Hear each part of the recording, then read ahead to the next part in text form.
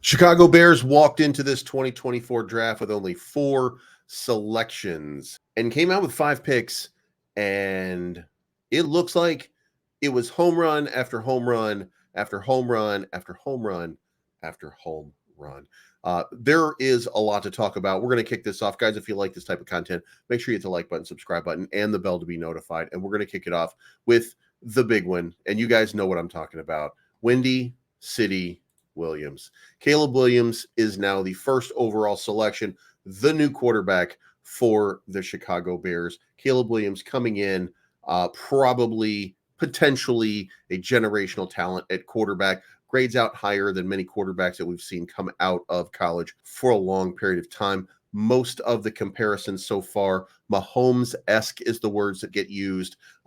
Rodgers-esque, the words that get used. Ability to throw down the field, ability to find open receivers, and the ability to scramble and stay within the pocket or outside of the pocket, still looking downfield, trying to get that open man. Caleb Williams checks in as simply the best available player in this entire draft. However, the shock of the night, the shock was very, very easy. Falling down to number 9, Rome Odunze. Rome Odunze, perhaps, certainly the best statistical receiver in the 2023 college football season. Second only perhaps to Marvin Harrison Jr. Maybe it's a big 3-way tie for the best receivers in this draft. Rome Odunze showing himself 90 receptions, 1,500 yards, 14 touchdowns, played in the national title game against the Michigan Wolverines, did everything that anybody could ask of him, and just he behaved like a star. 6'3", 215 pounds. This is a guy who's going to stretch the field, and this is a guy who's going to go up when there's pressure on Caleb Williams. This is a guy who's going to step up, and he's going to create opportunity for Caleb Williams to just throw the ball up and let him go get it and beat players to the ball. Caleb Williams now has DJ Moore, Keenan Allen, Rome Odunze, Cole Kmet, and Gerald Everett to throw to, not even mentioning DeAndre Swift coming out of the back. Now, this one right here, this one hits home. Kiran Amaji is, in fact, from Hinsdale, Illinois. I would urge you to go look at the Chicago Bears website and go look at the call that was made and see Kiran fall down into his mom's lap, excited. 1 year ago, Kiran was on a golf course, walked up to Coach Matt Eberflus and said, "You're going to draft me," and told him who he was. And Matt Eberflus remembered that moment. And here we are 1 year later, and Kiran Amaji is now a Chicago Bear, living his dream. Kiran comes in as an offensive tackle, might even be someone that's going to move into guard. A couple years from now, we could be looking at him as one of the best tackles in the game. He certainly has an eye, a great rushing tackle. How his pass protection goes, we'll see. This is going to be a prospect. He'll sit behind Braxton Jones, I'm sure, to start the season, and we'll see how he gets worked into the lineup.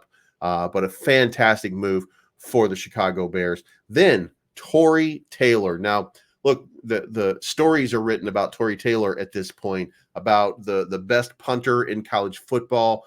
The Bears able to slide into punter category, which seemed very odd. A lot of people were put off by this, saying, "Hey, wait a minute, we never got a defensive end," and people are looking for that defensive end. We need an edge rusher, and I'll admit we need that edge rusher. But listen, if you're able to get the best punter in the game and you start pinning teams back and you start making them work against a rapidly improving, and might I add, number 1 scoring defense in the last 6 games of the season last season, looking like a much improved team going into this season, then you got to like what you see, and you got to like the fact that Tory Taylor probably going to be that guy that pins a lot of people back there. And then coming out of nowhere, giving up a 5th round pick to move up.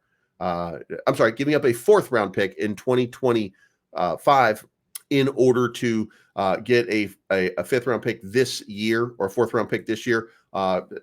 They get Austin Booker, a defensive lineman out of Kansas. Now, he had 3.5 sacks last season, only has a total of 505 snaps. Now, here's the thing about Austin Booker. Austin's a tiny bit undersized at this point, because he's playing and he's pretty young, but he's expected to fill out about 20, 25 pounds when he gets into training camp. And this guy has a motor. The amount of quarterback pressures that he put on quarterbacks in the Big 12 was astronomical. He was one of the biggest motors in the game going into the 2023 season, and certainly lived up to the hype. And only 3.5 sacks. So you do wonder if he can get to the quarterback. But here's the thing with the team in the NFL, putting him through the motions, putting a little bit of size on him, giving him technique, letting him improve and adapt. This could be that edge rusher that the Chicago Bears were looking at. So there you have it, guys. You got 5 players selected in this draft: Caleb Williams, Rome Odunze, Kiran Amaji, Torrey Taylor, and Austin Booker. We started this off looking at all the places that needed to be filled. We knew we needed a quarterback because we gave up our quarterback. We knew we probably needed somebody who could catch the ball to create a little bit more depth at the wide receiver position, and we got an absolute stud for that purpose. Then we needed some backup offensive tackle. We needed somebody who we could bring in, and Kiran Amaji becomes that guy, possibly with a tremendous upside coming out of Penn State, by the way. So well coached. And then in the 4th pick, we got Torrey Taylor, the best guys. And it can be said, you may not like how highly a punter gets drafted, but this is the best punter in the college game. So shout out. We've got the best punter coming in. And then out of nowhere, we make a trade for next year into this year and get Austin Booker. Austin Booker, a motor that doesn't quit. How does that translate to the NFL? We don't know yet. We're about to see, and we're going to find out, because these guys are now Chicago Bears.